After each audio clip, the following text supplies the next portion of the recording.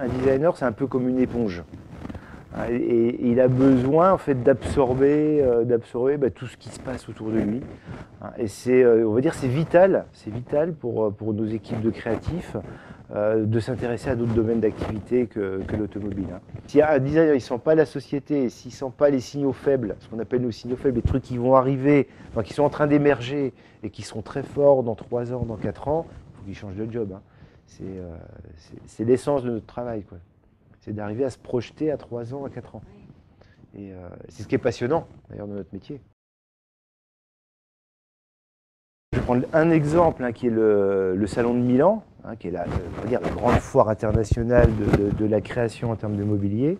Un mobilier, luminaire, enfin quand on dit mobilier, c'est au sens extrêmement large, il y a aussi des objets, enfin tout ce qui compose un intérieur. Et on en voit souvent nos designers là-bas, et c'est vraiment une mine incroyable d'idées.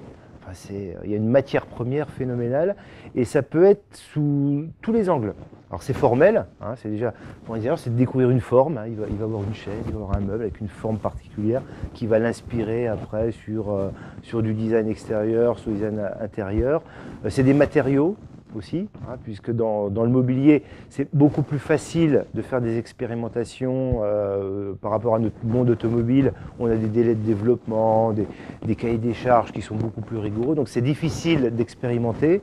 Dans le mobilier, c'est facile. C'est des délais de développement beaucoup plus courts. Donc on voit des nouveaux matériaux, des nouvelles approches, des nouveaux touchés, des nouvelles textures. Ça, c'est extrêmement inspirant. Et puis il y a aussi il y a les couleurs, il y a la manière dont on met en scène la lumière. Là aussi, on voit des choses assez incroyables au Salon de Milan. Moi, je me rappelle avoir vu des tables en verre dans lesquelles ils avaient intégré des LED. Et ça nous donne des idées. On se dit, tiens, cette table avec les LED dedans, est-ce qu'on ne pourrait pas traduire ça sur le pavillon d'une voiture, avoir le toit ouvrant avec ces petits éléments lumineux, un petit peu comme dans mon bureau.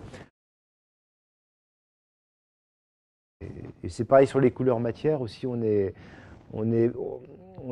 très regardé par l'ensemble de nos concurrents sur cet aspect-là.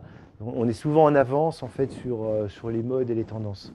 On a une équipe couleur matière aussi qui aime prendre des risques, qui sent bien ce qui va arriver dans 3 ans, dans 4 ans, et puis on ose prendre des risques aussi. Ouais, puis on a des choses étonnantes qui arrivent là dans le futur de DS qui va être assez incroyable. Parce qu'on a sur les DS3 Ultra Prestige, là qu'on a présenté il n'y a pas longtemps, avec le cuir évolutif qui passe du noir au blanc. Donc il y a un dégradé, un noir-blanc. Les assises sont noires et le haut des sièges est blanc. Donc là c'est pareil, on est les premiers à faire ça. Et c'est unique, quoi. C'est juste magique.